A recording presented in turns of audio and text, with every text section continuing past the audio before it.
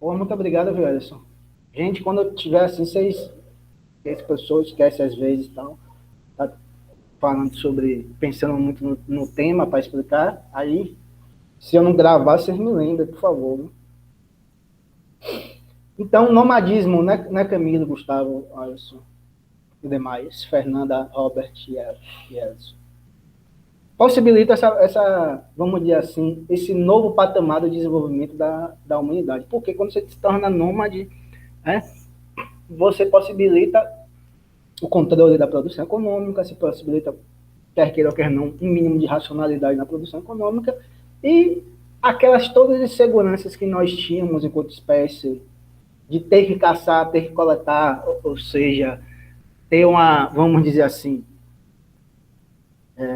uma segurança daquilo que nós iríamos comer ou não, se teríamos comida ou não, diminui drasticamente.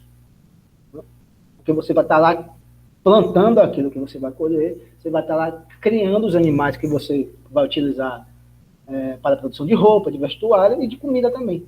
Então você tem uma segurança que você não tinha é, quando havia o nomadismo, né? Eu falei nomadismo, mas é sedentarismo, viu, gente? Não é nomadismo.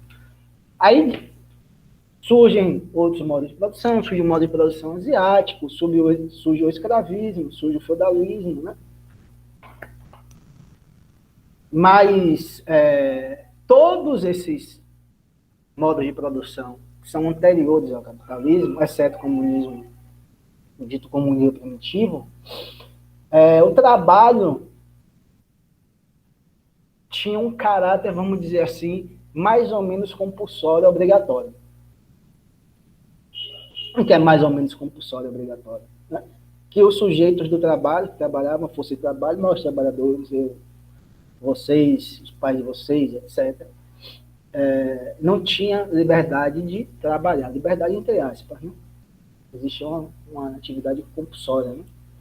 Pense na escravidão, né? Na escravidão você não tinha a possibilidade ou não de ser escravo, né? Você era capturado e o cara escravizava e acabou.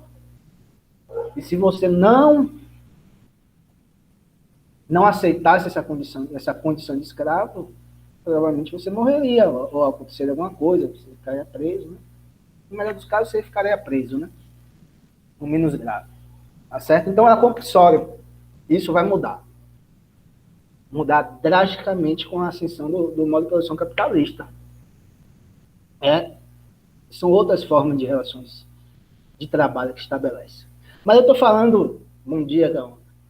Vocês perceberam que eu estou falando de trabalho, do conceito do trabalho. Né? Mas em sociologia tem que ter muito, pelo menos, quando se está falando dentro de uma tradição. Bom dia, Gessé. De uma tradição que pende mais para o marxismo, né? Outras tradições teóricas eu acho que não fazem muito essa distinção. Mas quando você está muito ligado à interpretação marxista, tem que ter muito cuidado de definir o que é trabalho. Trabalho dentro da interpretação que considera correta, atividade, vamos dizer assim, ontológica, fundamental, essencial dos homens. Né? É pelo trabalho que o homem se torna homem. Né?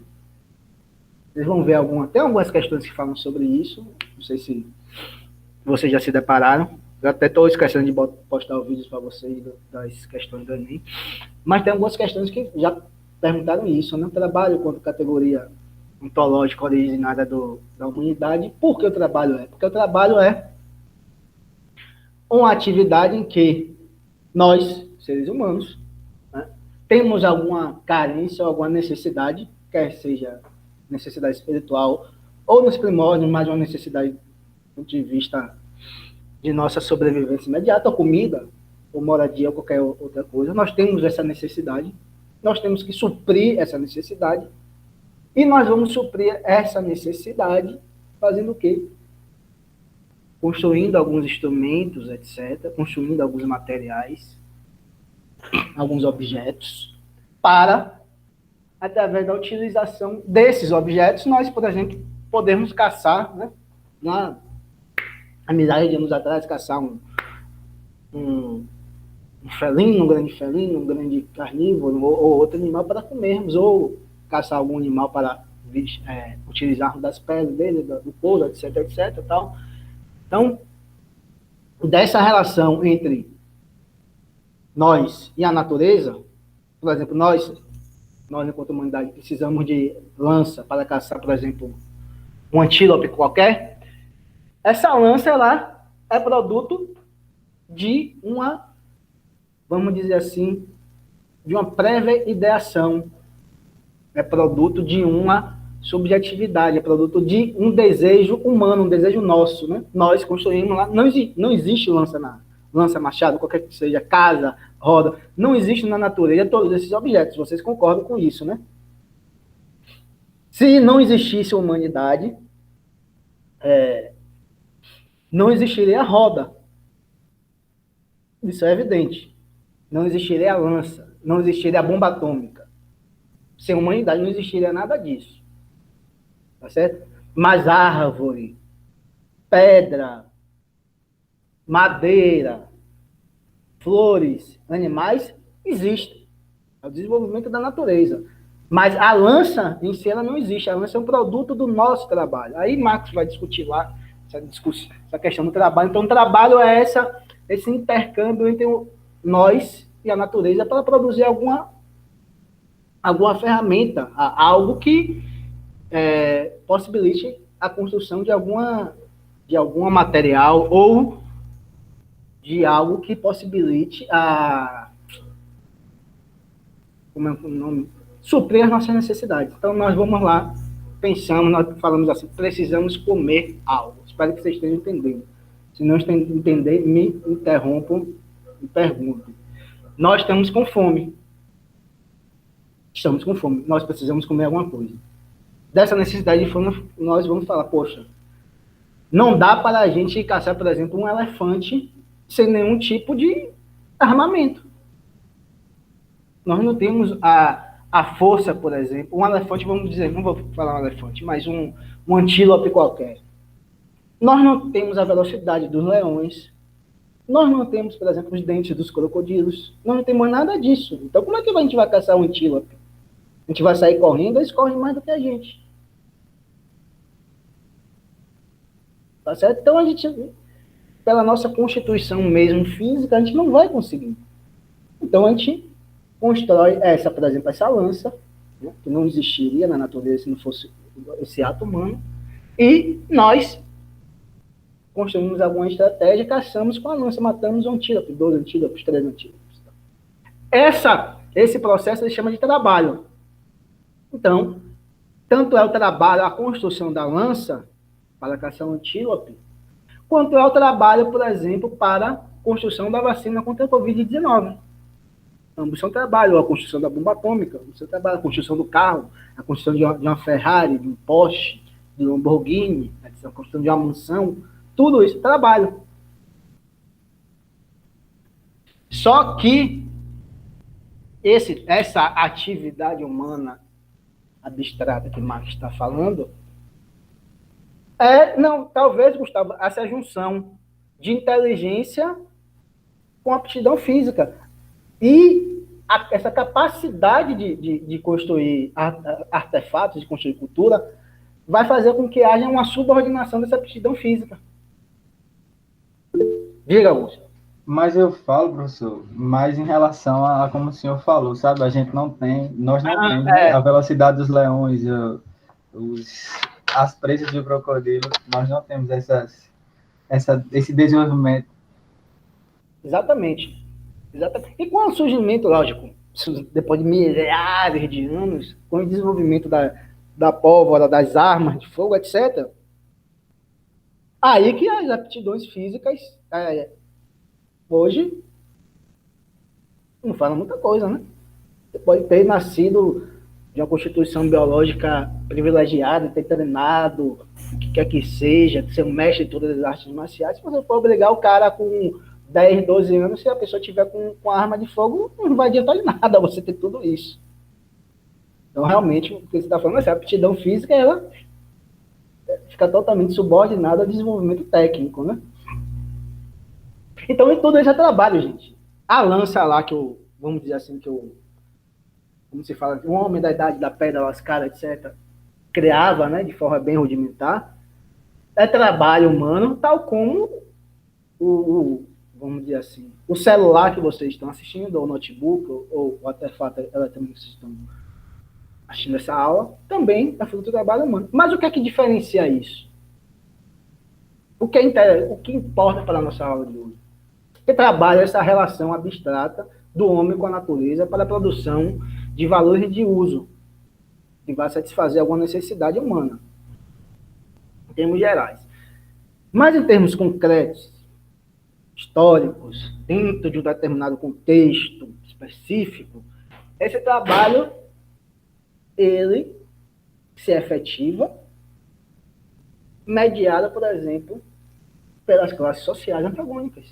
Então, o trabalho existe, mas, por exemplo, uma classe social, a classe dos senhores de engenho, aqui no período colonial, a classe dos senhores de engenho, eles mandavam, né?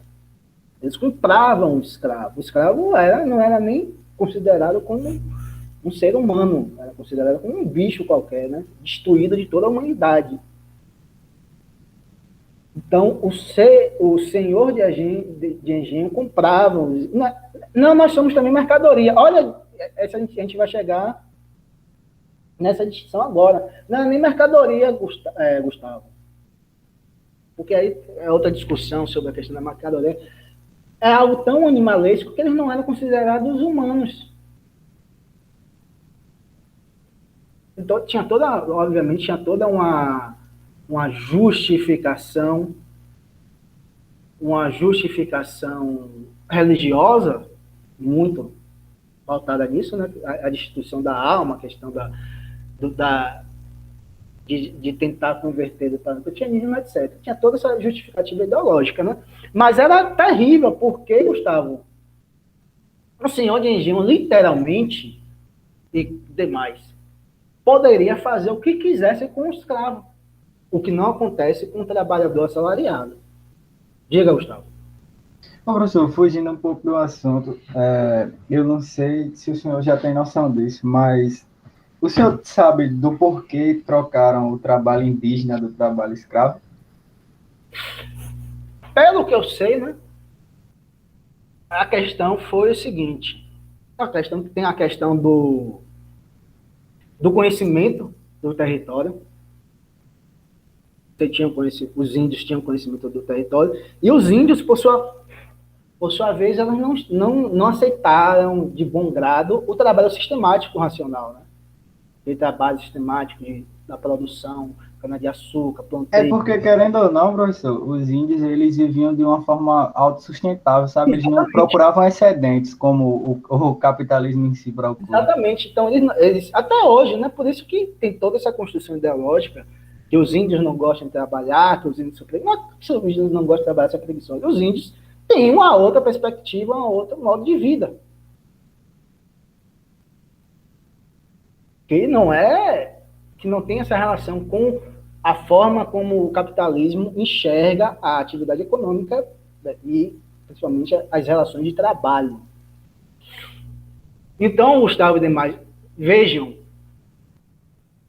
no escravismo, a força de trabalho quase que não tem direitos. O único direito é, vamos falar assim, é ser limitada. Por isso que você tinha a expectativa de vida muito curta dos negros, etc., e todos os escravos em si, né? Por exemplo, na Roma antiga, né, você tinha aqueles espetáculos lá no Coliseu, né, que eles iam lutar contra alguns animais, leões, etc. Você tinha isso. No feudalismo, né, nas relações feudais, você tinha uma relação jamais menos, vamos dizer assim, menos violenta, porque os servos tinham direitos também, né? Eram obrigações pesadíssimas pela classe trabalhadora, mas tinha direito, né?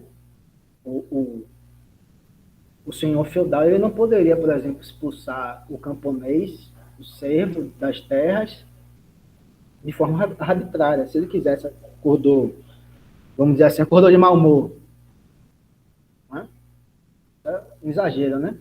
Alguma necessidade econômica, tem muita população, tem muito servo, né? Lógico que acontecia isso, mas teoricamente ele não podia sair expulsando todo mundo, né? Ele tinha também, vamos dizer assim, obrigações para com os servos. Então já era uma outra relação. Então, olha como essa relação do trabalho, essa categoria do trabalho, ela vai se efetivar no contexto histórico. Quando no feudalismo eram relações feudais, na escravidão eram as relações escravistas, obviamente, e no capitalismo o trabalho se efetiva na relação entre burguesia e proletariado. Beleza? Então, trabalho, essa atividade, uma atividade que fez com que, segundo Marx, nós nos tornemos homo sapiens, né? Então, lembre-se, grave, não só filosófica. O trabalho é a atividade que nos fazem homens, no sentido de gênero, de humanidade. Atividade, para Marx, que faz com que nós nos tornemos, nos desenvolvemos enquanto humanidade, é a atividade do trabalho. Se cair alguma questão no Enem, ou em algum outro momento que você estiver fazendo, esse trabalho que vai fazer com que surja a humanidade, segundo Marx. Tá certo? Ele faz essa reconstrução histórica, etc. Então, o trabalho vai ter essa importância. Vamos dizer assim, a categoria central da teoria social de Marx. Só que esse trabalho ele vai lá do comunismo primitivo, um trabalho que não tinha essa correção, vamos dizer assim, essa distinção entre classes, passa para novas organizações sociais que se assentam em classes sociais distintas. Então, um grupo de pessoas vai mandar e outro grupo de pessoas vai trabalhar mesmo de fato. E nessas organizações sociais, nessas sociedades, você tem a escravista, o modo de produção asiático, você tem o feudalismo, você tem o capitalismo. Tá certo? E essas relações, elas são mais ou menos compulsórias. Né? Desde a obrigação total do trabalho que ocorria na escravidão, até as relações feudais em que havia obrigações e direitos e deveres, tanto dos senhores feudais quanto dos servos. Os servos tinham que dar determinada quanto de trabalho, pagar alguma coisa, etc, etc. Vocês lembram disso, né? Na aula de história, vocês dão isso direitinho. Né? E no capitalismo, como é que se efetiva esse troço? Lembre-se que no capitalismo, lembre-se que no feudalismo, vamos falar assim, que o feudalismo foi o modo de produção que antecedeu o capitalismo, né, lá na Europa.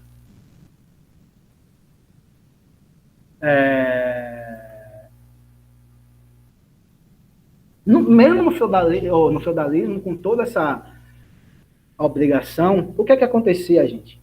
Quer queira ou quer não, de fato, não de direito, não poderia ser, acho que de direito a propriedade era toda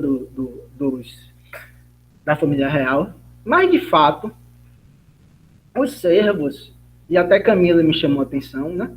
Os servos, eles eram donos de fato, né? Dos meios de produção. Então, ele tinha uma relação mais direta com os meios de produção. Camila me falou uma coisa nas aulas que nós demos, aí eu fiquei curioso, né? Para me aprofundar mais, aí eu estou lendo esse livro. Infelizmente, não vai dar para falar com Camila depois, para a gente discutir sobre essa transição do feudalismo para o capitalismo, que a gente só tem esse semestre, né?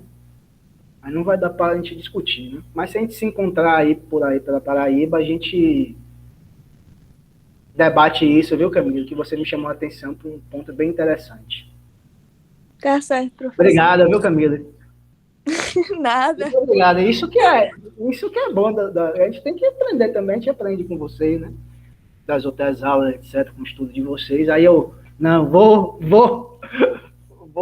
lá, vou ler para entender direitinho e tal, né? Para não ficar muito na superfície. Então, eles tinham, quer queira ou quer não, para o bem ou para o mal, de fato, eles tinham os meios de produção. Só que a gente discutiu lá no capitalismo, lá nesse processo de transição, que com a revolução, vamos botar logo, com a Revolução Industrial, lá no século XVIII e XIX, o que antecedeu foi o quê? O processo de colonização aqui e o processo de cercamentos lá na Europa, principalmente na Inglaterra. O que é o processo de cercamentos? Aquelas áreas que eram mais ou menos comunais e os camponeses eram donos dos seus instrumentos de trabalho, né? E donos também das ovelhas, do gado, etc. O Estado inglês, né? Um Estado mesmo, por isso que o capitalismo não se pode entender o desenvolvimento do capitalismo sem o Estado, expropriou aqueles camponeses todos, botou cercamentos, falava a partir de hoje a propriedade privada, vocês não têm mais direito a nada, né? Vocês não vão levar os seus meios de produção, vocês não vão levar nada, nem ovelha, nem carneiro, nada. Vocês não vão ter a partir... O que vocês vão ter a partir de hoje é tão somente o quê, gente? Sobrou o quê? Sobrou o quê para eles, Gustavo? Sobraram o quê? Só o corpo, né, Gessé? Sobrou só o corpo. Não tem mais nada, sobrou só o corpo.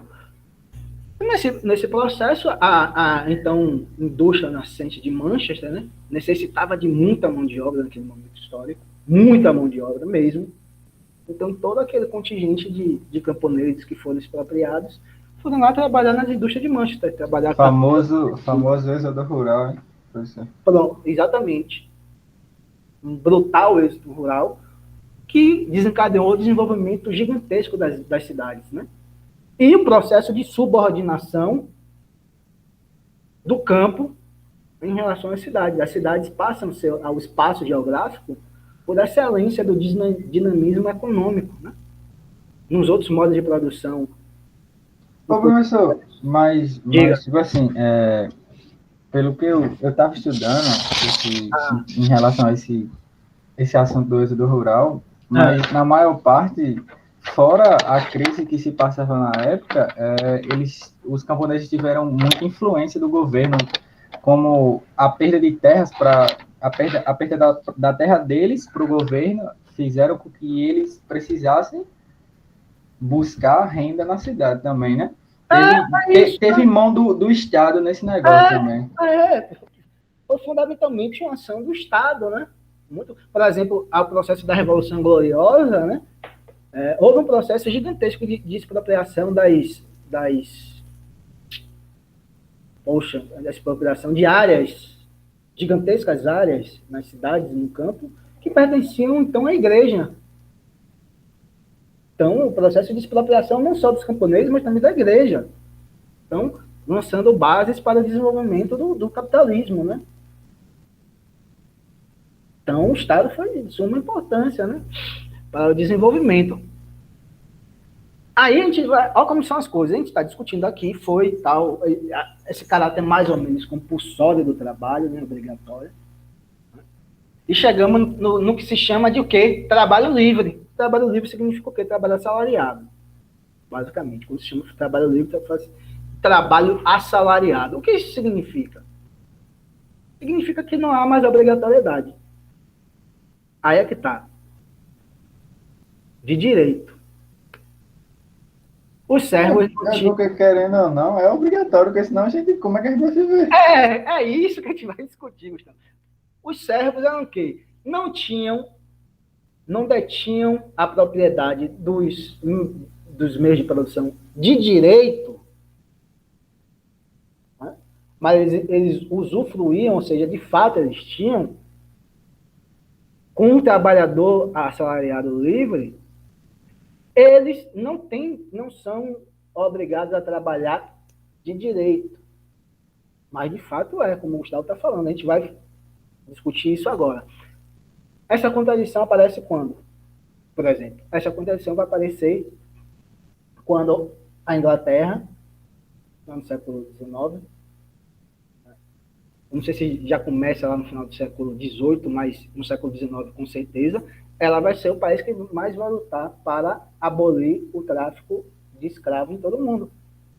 Eles aprenderam lá na história todas aquelas exigências da Inglaterra em relação ao Brasil, principalmente, né, de que findasse com o tráfico de escravos. Por quê? Porque já não era mais do interesse deles terem um tráfico de escravos. Por quê? Eles precisavam de mercado consumidor, e escravo não é um consumidor em potencial. Escravo não consome, no sentido de que ele não recebe salário, se ele não recebe salário, ele não consome. Só que nós aprendemos que no capitalismo a produção é para a venda. Então, professor, é que nem aquela tirinha que o senhor comentou numa aula de resolução de questões do Enem, que depois de 30 anos o cara quis saber o que ele produzia, né? E, tipo, os escravos eles nunca iriam consumir o que eles produzissem.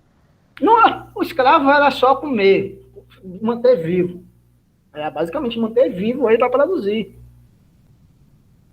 Escravo era isso, é isso. Escravo é como se fosse, literalmente, vamos dizer assim, estava no mesmo patamar dos meios de produção. Literalmente falando mesmo. Era um meio de produção mesmo. Estava no mesmo patamar, por exemplo, de um arado, né? Um enxado. Era mais ou menos isso, né? Só que aí surge o capitalismo, que precisa do trabalho livre, assalariado, para a produção. Surge a burguesia proletariada. Dentro de outros motivos, a lógica é basicamente essa. O capitalismo, ele vai precisar, não é que surja no capitalismo, obviamente já existia comércio, já existia mercado, etc., mas enquanto centro da estrutura econômica da sociedade e da produção econômica da sociedade, o capitalismo é único. Por quê? Há produção para a venda.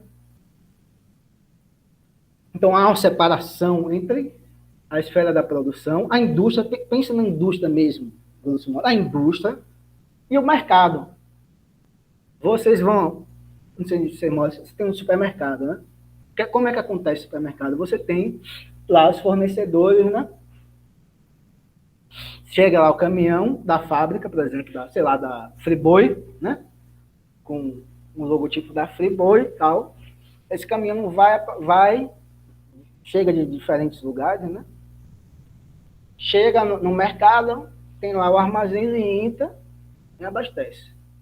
O mercado, aí, quem trabalha no mercado vai lá dividir, coloca na prateleira, etc. Aí nós vamos lá, chegamos no mercado com dinheiro, botamos em dinheiro e trazemos. Ou seja, o lugar onde é produzido foi um. O lugar onde ele é comercializado é outro. Há uma separação. Só que esse lugar onde ele vai ser consumido, ele só vai poder ser consumido se as pessoas forem livres, teoricamente, de receberem salários que eles possam ter dinheiro para comprar, sei lá, carne da Friboi, hambúrguer da Friboi. E como é que esse cara que vai lá com esse papel que nós conhecemos como dinheiro, dinheiro, cartão de crédito, o que é que seja, como é que ele vai ganhar isso para poder comprar o bendito da carne de hambúrguer? Hein, gente? Trabalhando. Com emprego. Então, o trabalho, aquela atividade que nós falamos lá, que existe em todas as organizações sociais, em todas as sociedades distintas na história da humanidade, quando chega aqui no século XVIII, XIX, com a Revolução Industrial, o trabalho vai ganhar esse nome de emprego, porque é essa objetivação. Por que emprego? Porque é o nome que se dá. Porque não é um trabalho, é um emprego, porque tal como as outras formas de efetivação do trabalho, como o Gustavo apontou também, o trabalho assalariado, que nós chamamos aqui de emprego, ele de livre, ele não tem patavinas ele é tão compulsório como os outros. Não é livre. Não são dois agentes, dois indivíduos que têm necessidades que se convergem, que vão estabelecer relações de emprego. Por exemplo, o que é isso? Gustavo é o dono da empresa, Alisson é o trabalhador. Gustavo está procurando alguém que saiba algo de eletrônica, de, sei lá, de computador, etc., de TI. Alisson é essa pessoa. Alisson vai lá na empresa de Gustavo, leva o currículo. Gustavo fala o seguinte: olha, eu vou contratar você, Alisson. Teoricamente, eles vão dizer o quê? Qual é a compulsão que tem isso? Qual é a obrigatoriedade que vai ter isso? Alisson, hipoteticamente falando, você foi obrigado? Hein, Alisson? Alisson, Camila, etc. Alisson não quer falar. Camille, você que foi procurar emprego, Camille foi obrigada? Não necessariamente, mas Não, é uma questão de sobrevivência. não, mas alguém foi lá E me forçou a ir e procurar forçou? emprego? Não.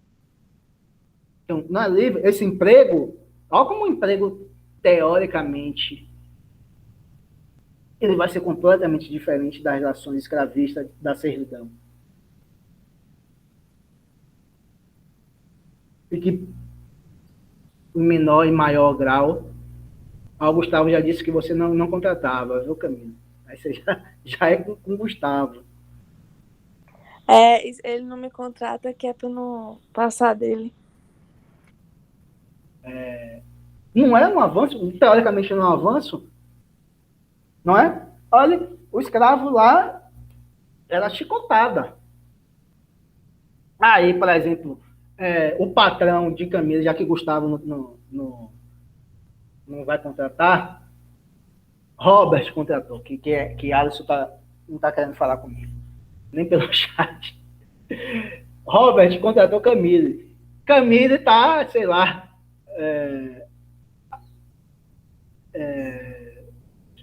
vamos dizer, como que eu posso falar? Sei lá, acordou indisposta. Acordou com, sei lá, com azia, algum problema lá. Robert vai ter o direito de sair da empresa dele, ir na cara de Camille, pegar Camille à força e levar para a fábrica. Não. Legalmente ele não pode fazer isso. E se ele e se ele fizer isso, ele vai ser provavelmente preso. Teoricamente preso, condenado, etc, etc. Né? Não pode, né? Você não é dono de Camille.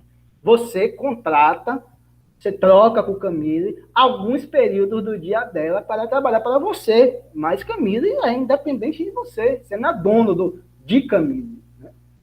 Você explora um determinado momento. Isso é a lógica do emprego. Né? É um avanço, né? Porque imagine lá, você, o senhor de engenho, podia matar o escravo. Robert não pode mais matar Camille, teoricamente, né? Legalmente. Mas é como o Gustavo falou.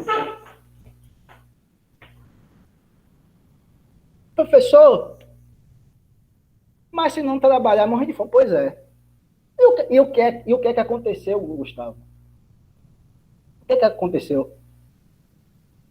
Historicamente falando. Houve a separação da terra dos meios de produção por parte dos trabalhadores, ou seja, Camille pode falar assim, olha, eu não quero trabalhar, eu vou produzir aqui na própria sobrevivência. Como? Como é que ela vai produzir a própria subsistência dela? Trabalhando. Como? Os meios de produção estão com ela? Como é que... Imagine você para produzir um prego, um parafuso. Olha o que você vai precisar dentro de toda a cadeia produtiva. De ferro, transformar o ferro em aço, daquelas maquinarias para manusear o fogo a altíssimas temperaturas. Ou seja, você tem que Você tem que primeiro ter acesso às minas de ferro, transformar o molde, transformar em aço. Em aço, você tem que ter um espaço que tenha adequado para o fogo, em altíssima temperatura. Você tem que ter os moldes, tem que ter tudo isso. Como é que Camille, nós vamos sobreviver sem o acesso ao meio de produção? Lembrando que a produção nunca é individual, gente. A produção da riqueza é sempre a produção coletiva, tanto do pensamento, né, teoricamente falando, da expressão teórica, quanto prática. Né? Ninguém produz nada isoladamente. Então, vamos desmistificar isso. Ninguém produz nada isoladamente. A produção é sempre uma produção em conjunto, uma produção social. Né? O cara não vai lá tentar retirar o minério de ferro, o ferro sozinho, vai transformar o ferro sozinho em aço. Não vai fazer isso. A construção é um produto da humanidade. Isso é emprego. Então, o que é que acontece? De fato, somos livres. De fato, somos livres. Mas, de fato, somos livres, não. De direito, somos livres. Eu trabalho assalariado.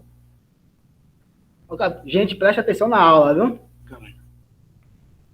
Camila, Gustavo, a galera aí. Vamos prestar que a gente já está terminando. De fato, não somos livres, mas de direito somos livres. Ou seja, de direito, beleza. Isso é um emprego. Emprego é assim, nós não temos nada. Nada. O que é que nós temos? Nossa constituição física para trabalhar em algum lugar, né? O que é que isso quer dizer? Que a força de trabalho, pelo menos conjunturalmente, ela vai precisar do bendito do empresário, da bendita da burguesia. Pelo menos conjunturalmente.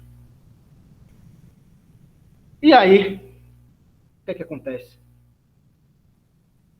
Acontece em que em determinados momentos, o capitalista precisa de muito trabalho, muito emprego. Em outros momentos, o capitalista não precisa de emprego. E vai fazer o quê? As pessoas vão passar dificuldades econômicas, vão morrer de fome, acabou. Professor, mas não interessa. O cara não quer negócio de... porque tem que ter um nível de vida digno. Não, o cara quer lucrar.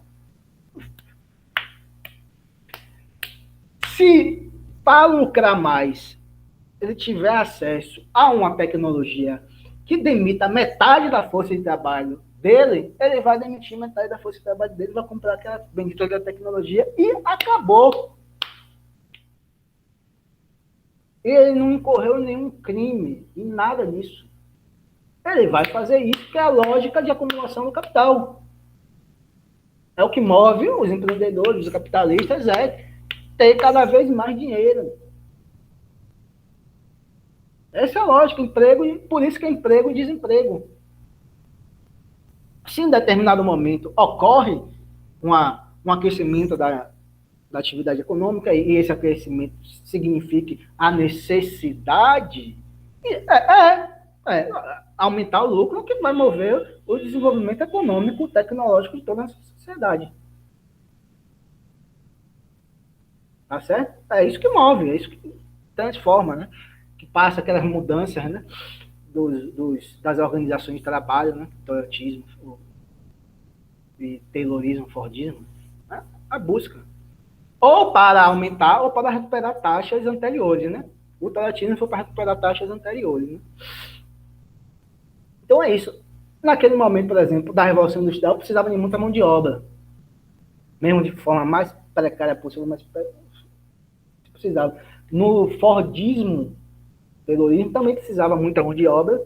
E concomitantemente, paralelamente, o que é que acontecia? Ele precisava de pessoas que consumissem o bendito do carro. Não era das intenções de Ford, né, que os seus trabalhadores tivessem condições de comprar os carros que ele produzisse. Então, você teve a constituição do estado de bem-estar social, né, em determinados países, em poucos países, e eles tiveram grana, compravam, tal, e viviam relativamente bem em comparação com os outros trabalhadores dos outros países. Mas, em si, em determinado momento, o capital prescindir de uma quantidade grande da força de trabalho.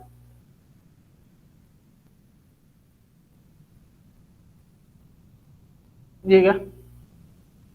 Porque algumas teorias, né, os liberais falam que o processo de desemprego é um processo que está muitas vezes vinculado à questão de contração econômica, de recessão, de crises econômicas, ou, como alguns liberais falam, a atuação do Estado, de muitos impostos, dos custos do Brasil, etc. Aquela ladainha toda mentirosa, né? E se alguém falar para vocês assim, olha, agora, desemprego em alta significa que a economia está indo mais ou menos na direção que eles mesmos querem. Então, o desemprego não é fruto de uma crise econômica estrito sensu. O desemprego é, vamos dizer assim, uma consequência natural do desenvolvimento econômico quando se desenvolveu, basicamente, o projetismo, o estado de bem-estar social. Então, toda essa conversa, por exemplo, essas conversas que vocês ouvem de reformas estruturantes, precisamos aprovar reformas. A reforma trabalhista, e Henrique Meirelles, se você pegar todas as reportagens da mídia impressa, mídia televisiva, rádio, etc., todos os analistas diziam que ia gerar milhões e milhões de empregos. Se você pegar as falas de Henrique Meirelles, então, ministro da Fazenda de Michel Temer, você vai ver que ele prometia 6 milhões de empregos no mínimo, se fosse aprovada. Temos hoje o quê? O desemprego mesmo, trabalhador desalentado, aqueles que já desistiram de procurar emprego, e as que estão procurando emprego, beira os 30 milhões de pessoas. Era algo, vamos dizer assim, que não ia criar emprego, era algo que não iria criar emprego. Todos os economistas sérios, minimamente sérios, falavam que aquela reforma não era para gerar emprego coisíssima nenhuma, era uma reforma para o quê? A gente estudou em toletismo, era uma reforma para o quê? Para que houvesse uma diminuição nos direitos trabalhistas, diminuindo os direitos trabalhistas, haveria o quê?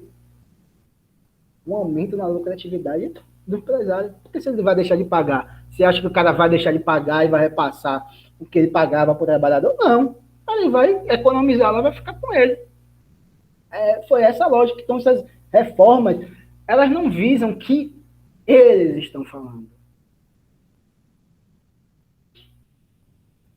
A reforma trabalhista não diminui o desemprego, a previdenciária não vai melhorar a conta pública, nada disso. Qual é a função disso? Diminuir os custos para os empresários, tanto no Estado, no que tange o Estado, quanto nos direitos trabalhistas. Não é para melhorar. E a crise não é uma tentativa de saída da crise deles. Por que é uma tentativa de saída da crise deles?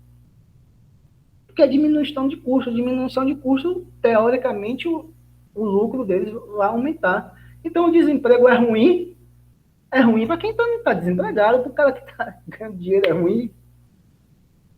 Só esse ano, o 2020 já foi absurdo, em 2021, o Brasil teve mais 41 novos bilionários no ano 2020, esse ano agora, né? Pela Forbes, né? Enquanto mais de 100 milhões de brasileiros não sabem nem o que é que vai comer hoje, agora, né? Acorda num dia, não sabe o que vai ter almoço e jantar, quiçá no outro dia, quiçá na outra semana, e tá ruim para ele? Não, porque o sentido é basicamente esse. Porque o desemprego não é que seja objetivo, é algo normal. Por que o desemprego é algo normal? Além da nossa discussão da próxima aula, que a gente vai continuar com isso, bota na cabeça. A função do desemprego é extremamente central, porque ele regula o preço da força de trabalho, ele regula o preço do salário. Então, lembra? Não sei se vocês estudaram isso em alguma disciplina, sobre a lei da oferta e da demanda. Hein, Camila? Se você Já. Se você tem muito. Foi no primeiro ou foi no segundo ano? Se vocês têm muito trabalhador e desempregados, o que é que vai acontecer? Quem é que vai ter o poder? Quem é que vai ter um poder maior na negociação de trabalho?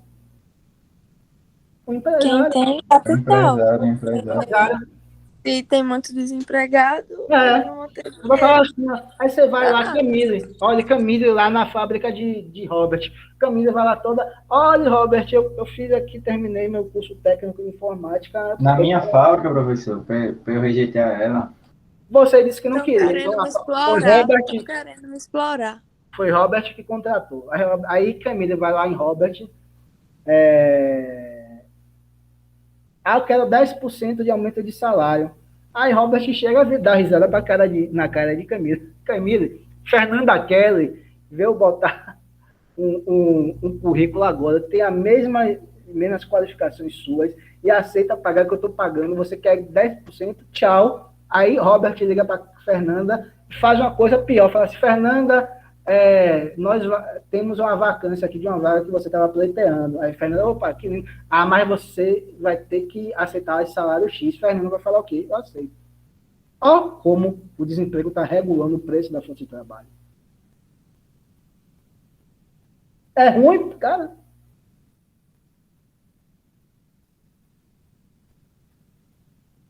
Aí, lógico que isso vai ter contradições do capital, lógico, né? Porque quando você aumenta o desemprego, você diminui a base do mercado consumidor. Você diminui na base do mercado consumidor, provavelmente a classe capitalista em seu conjunto vai ter uma taxa de lucro que vai decrescer, é o que Marx vai falar. Então, emprego é sinônimo de trabalho livre, né? Como os economistas burgueses falam, trabalho livre, de reações livres, né?